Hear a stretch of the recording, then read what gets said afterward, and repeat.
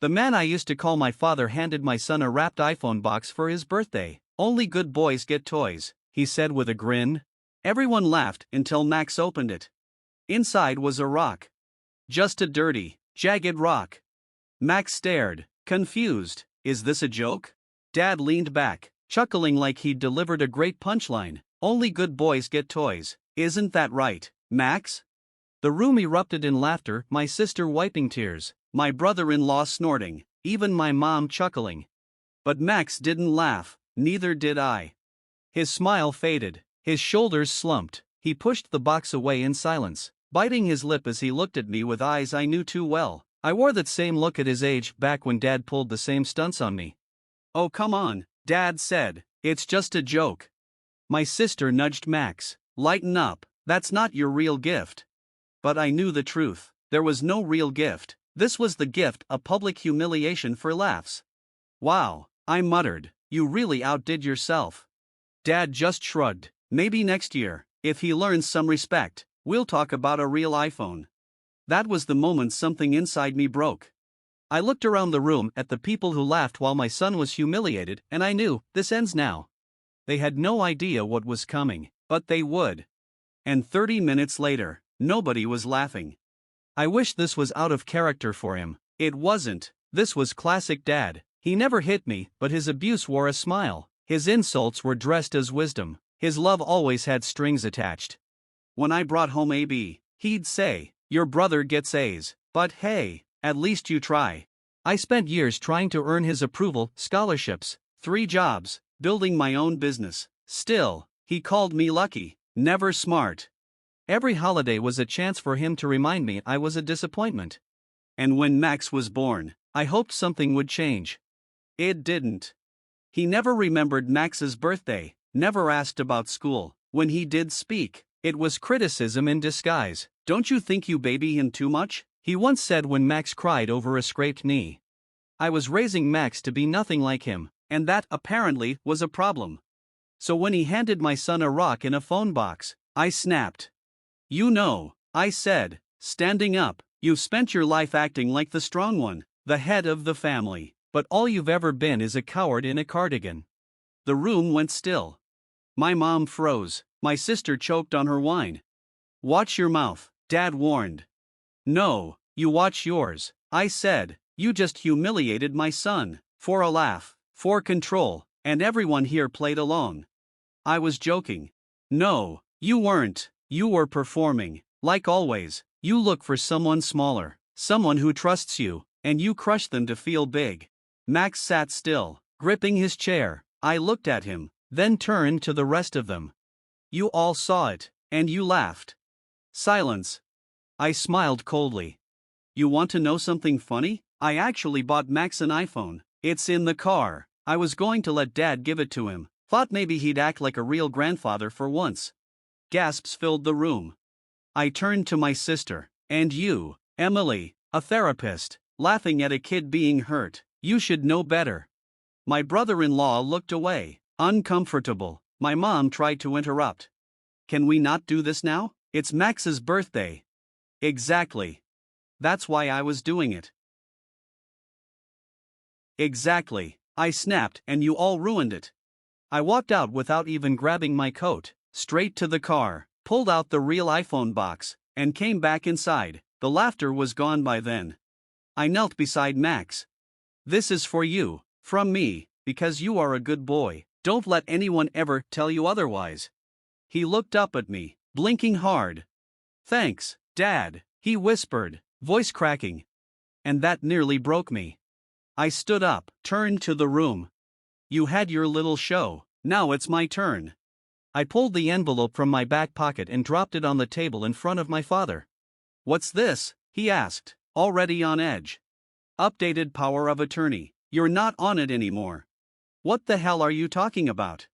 "I'm talking about the house you co-signed but never paid for. The accounts you helped manage, especially Max's college fund. That ends today." "You can't." "I can. I did."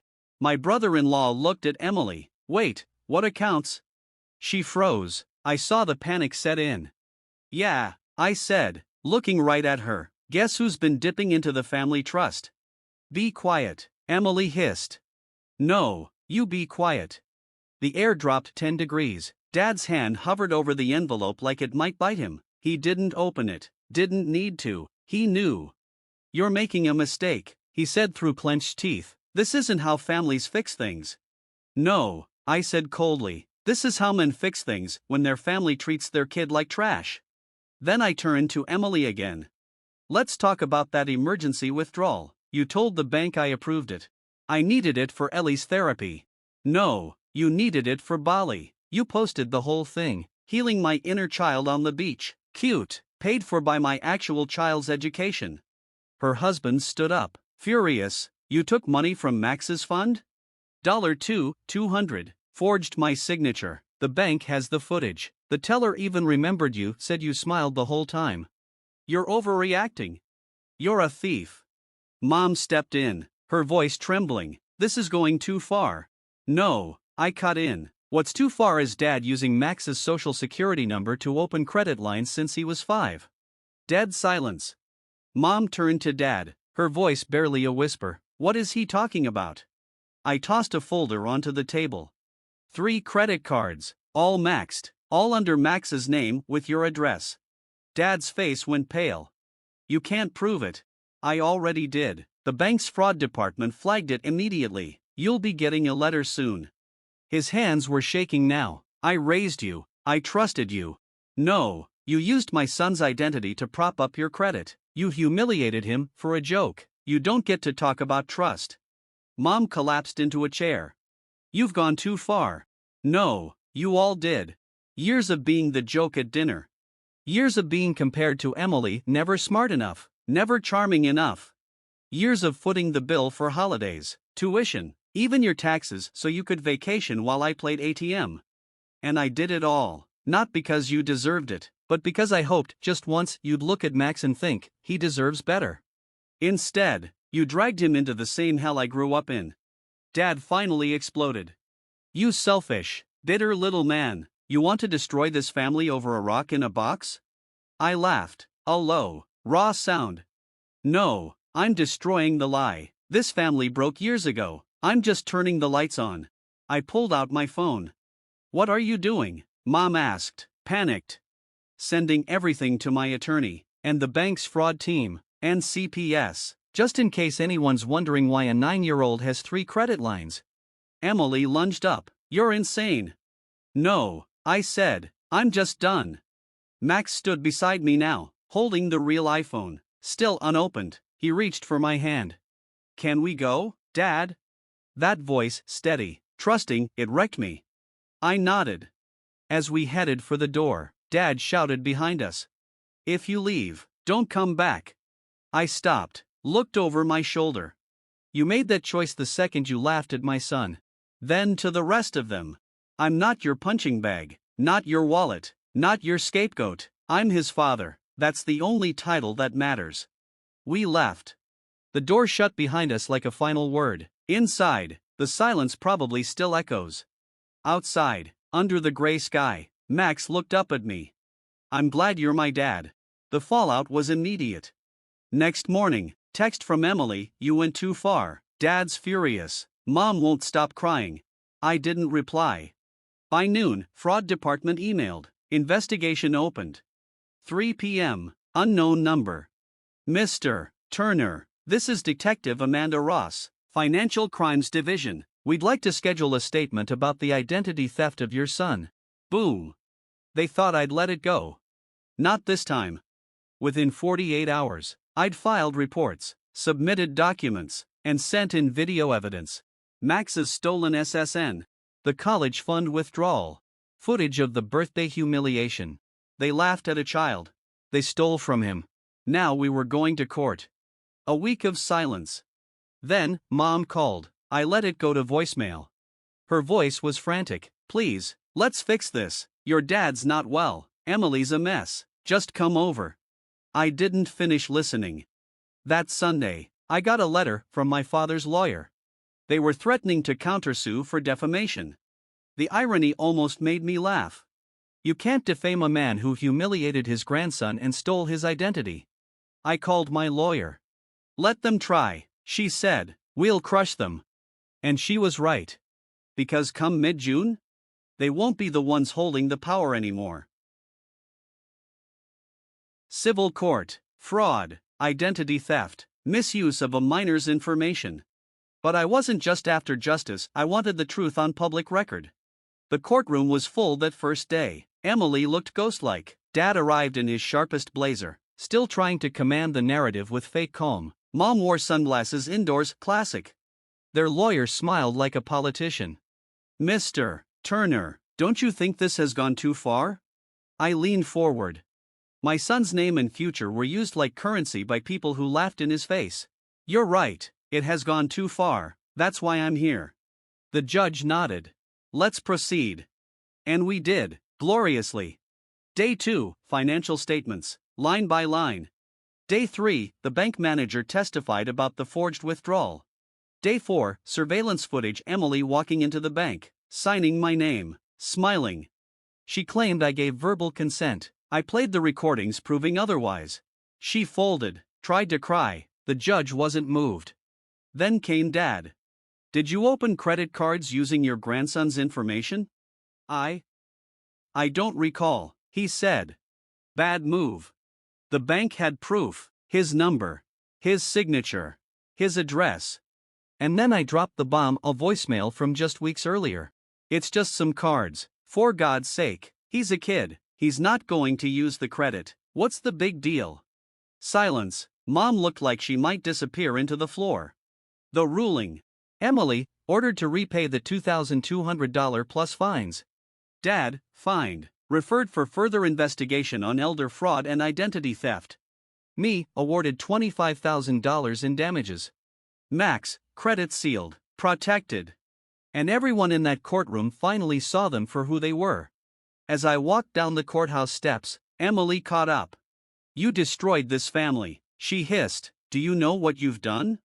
I didn't even blink. No, you destroyed it, I just exposed the rubble. She said nothing.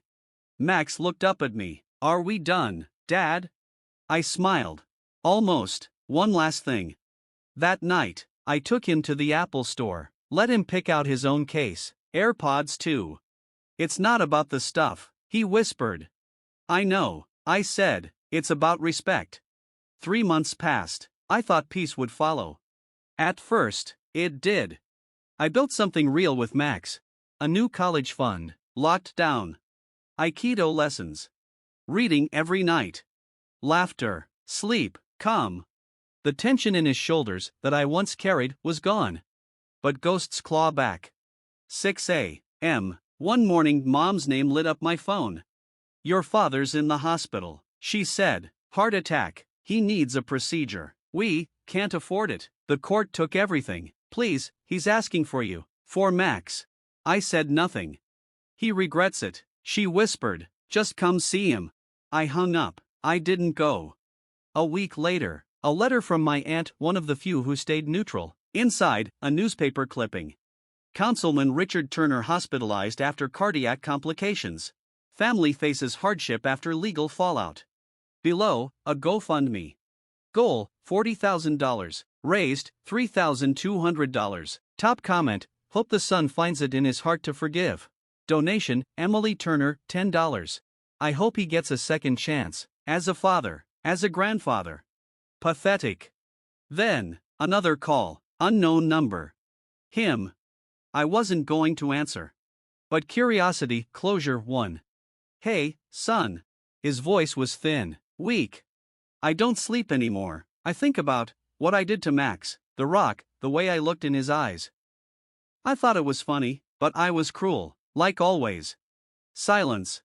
I don't deserve forgiveness, but if you ever showed up, maybe it's not too late.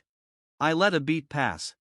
Max made a custom phone case at school. I said, it says, only good boys get toys. He exhaled. That's good. I asked him what it meant. He said, bad grandpas don't have grandsons anymore. Click. I didn't call back.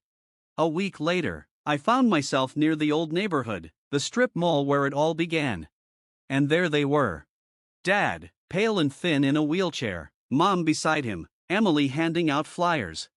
Help, Richard Turner, Family matters most. I stayed across the lot. Emily spotted me, her face lit up. She jogged over. You came. I knew you weren't as cold as you pretended. I said nothing. We were wrong, all of us, but we're still family. No, I said. We were a cult where love was conditional, and money was the god you all worshipped, and now that god has failed. She froze. This isn't about money. Then why does your flyer have a QR code and not an apology? Her smile collapsed. I turned and walked back to the car. Max waited in the passenger seat, watching. Emily waved. Max didn't. He didn't blink, just stared. And that's when I realized he learned faster than I ever did. We drove away. In the rearview mirror, Dad tried to stand, reaching like he could pull us back in time. But we were already gone. That night, Max and I sat in our little living room, popcorn, a movie, peace. Do you miss them? I asked. He paused. I miss who they could have been, he said. But I'm glad I've got you. A lump caught in my throat. He leaned on my shoulder. I wrapped an arm around him and closed my eyes. And for the first time in my life, I wasn't the disappointment. I wasn't the failure. I wasn't the loser. I was the dad who showed up. The one who said enough. The one who broke the cycle. I didn't lose a family. I built a better one.